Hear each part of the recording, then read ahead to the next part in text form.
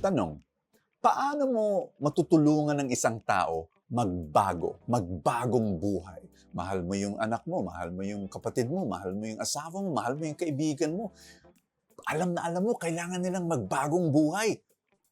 Kailangan magbaguhin nila itong ugali na to, itong habit na to. Paano ba tulungan sila? Yan ang pag-usapan natin ngayon. Papaliwanag ko sa iyo ang 5 hakbang na kailangan mong gawin kung gusto mong tulungan ng isang taong magbago.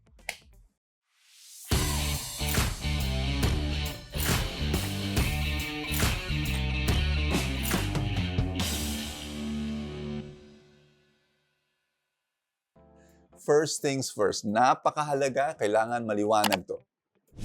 Lahat ng pagbabago galing sa loob. All real change is inner change. It's an inside job. Ano ibig sabihin?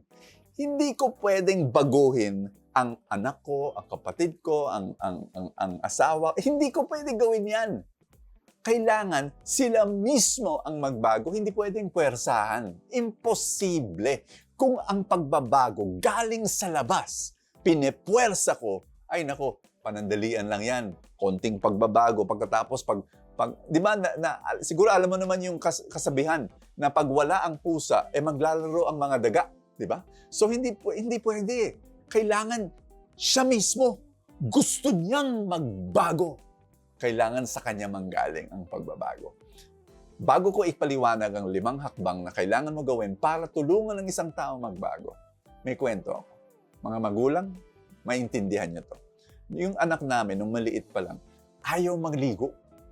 May isang gabi, nagbabasa ng libro. Sinabi ng misis ko sa kanya, naligo ka na ba? Sinabi niya, hindi pa. Kahapon, parang naligo ako. Pero sigurado ako naligo ako nung 2 days ago. So sinabi ng misis ko, ay nako, maligo ka ngayon. So punta siya, naligo. Akalain mo naman, after 1 minute, nandun na siya, nagbabasa ulit. Sinabi ng misis ko, anong ginawa mo? Sinabi niya, naligo.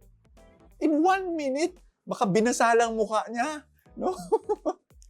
Ganun. It was a struggle. Bath time was a struggle. Until such a time na kailan? Siyempre, nung lumaki na. Siyempre, nung nagkaroon na ng crush. Siyempre, ayan na. Ay, wala na. 30 minutes na siya na sa nililigo. Alam mo yung pagbabago, hindi mo puwersa.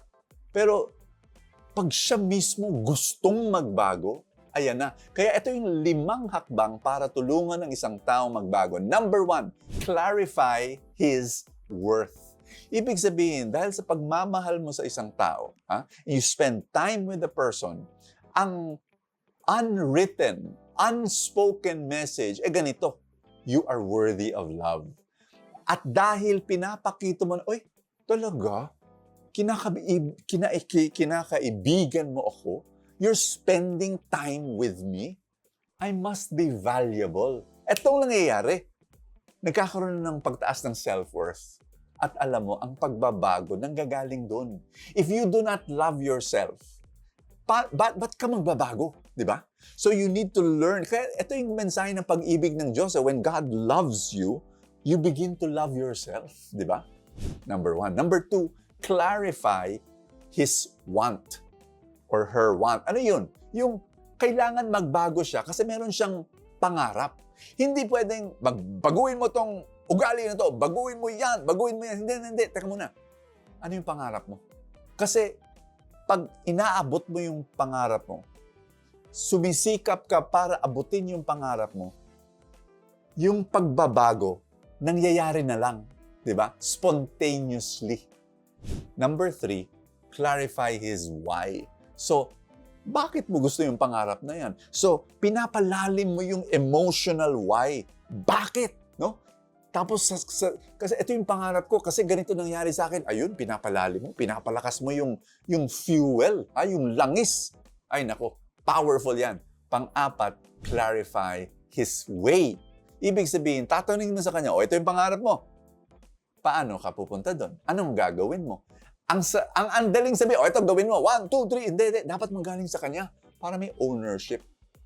Para pag may ownership, galing sa kanya yun eh. So, pupuntahan niya yun, gagawin niya yun. Which brings me to number 5, clarify His wingmen. Ibig sabihin yung suporta. Ginawa ko lang wingmen kasi lahat W di ba? Yung ibig sabihin yung resources, sino tutulong sa'yo para pumunta ka doon? Ilista natin, hanapin natin yun.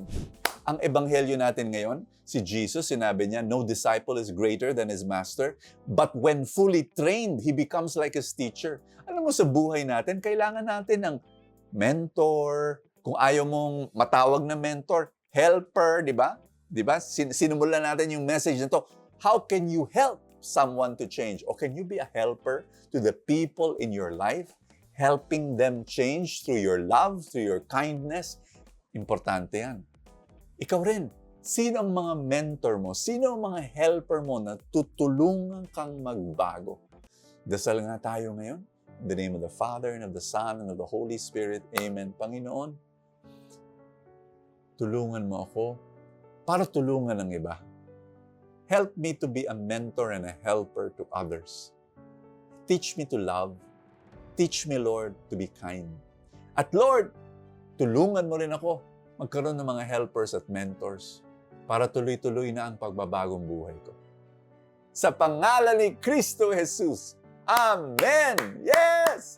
In the name of the Father, and of the Son, and of the Holy Spirit. Amen. Kaibigan, gusto mo ba makatanggap ng full tank Saturday at full tank Sunday? If the answer is yes, become a full tank supporter. Yun ang aking pasasalamat sa mga full tank supporters na suporta sa mission natin. All you have to do dito sa Facebook, click the link that says support now under the video. Pero kung sa YouTube naman, dun yung button ay join. Yun ang i-click nyo. You become a full tank supporter, makakatanggap ka ng full tank Saturday, full tank Sunday. Maraming salamat. God bless you. I will see you tomorrow.